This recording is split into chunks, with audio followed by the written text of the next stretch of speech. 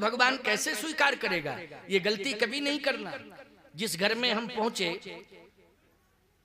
वो दौड़ा पति कहे महाराज आपके चरण धो लें, आरती उतार लें।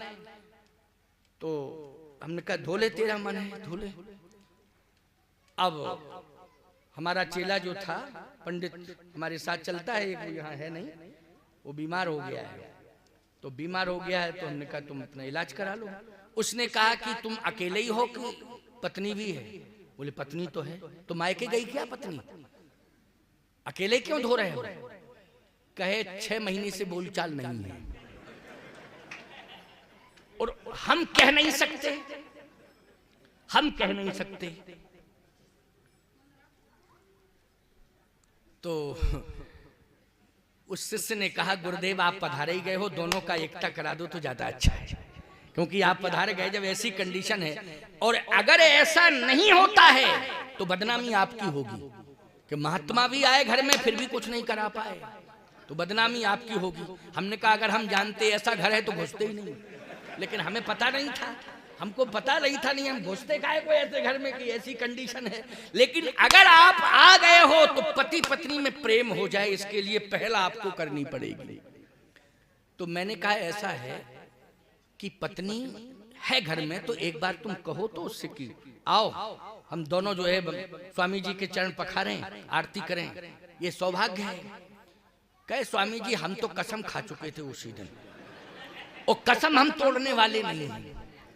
हमने की अच्छा क्या हम बात ही नहीं करेंगे उससे। हमने आवाज लगाई, हमने कहा बेटी ए बहू इधर आ। तो इंतजार ही में थी कि कोई आवाज लगावे। तुरंत आई, हमारे पैरों में गिर पड़ी, चरण छू लिए। मैंने कहा सुनो तुम दोनों ग्रंथि बंधन करके चरण पखारो, ग्रंथि बंधन करके चरण पखारो।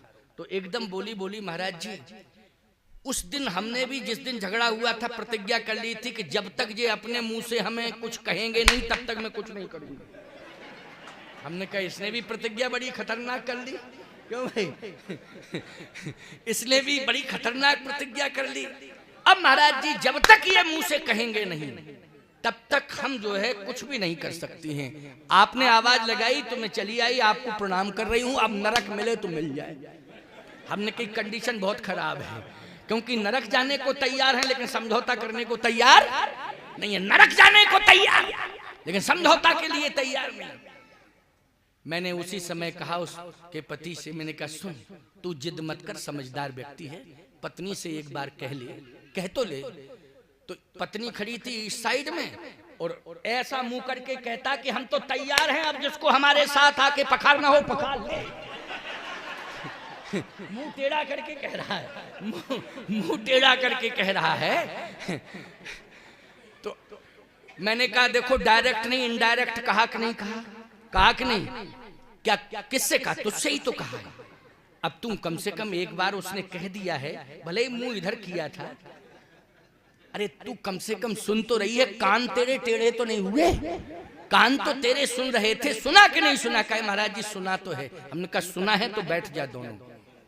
अब जब दोनों बैठ गए ग्रंथि बंधन कराया, ग्रंथि बंधन के बाद दोनों ने जो है चरण पखारे, चरण पखारने के बाद सुंदर भोजन बना, भोजन के बाद हमने प्रसाद पाया, महात्माओं ने प्रसाद पाया।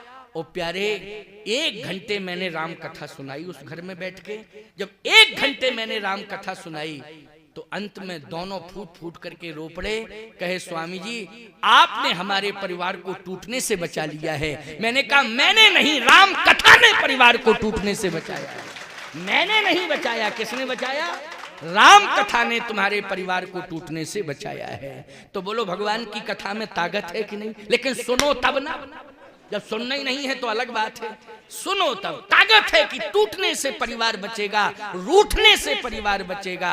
इसलिए मैं कहता हूं कि राम कथा सुनते रहना, घर में रामायण रख के रामायण पढ़ते रहना, हर रोज रामायण पढ़ी जानी चाहिए। इतना फुर्सत में समय निकालो, 10 ही मिनट का समय क्यों ना निकालो, लेकिन परिवार के साथ बैठ के। पुराने जमाने में तो मोहल्ला एक साथ बैठता था, कथा होती थी। अगर इतना नहीं हो पा रहा है इस घोर कलिकाल में, तो आप अपने घर में अपने परिवार के सहित बैठकर 10-15 मिनट रोज रामायण पढ़ा करो।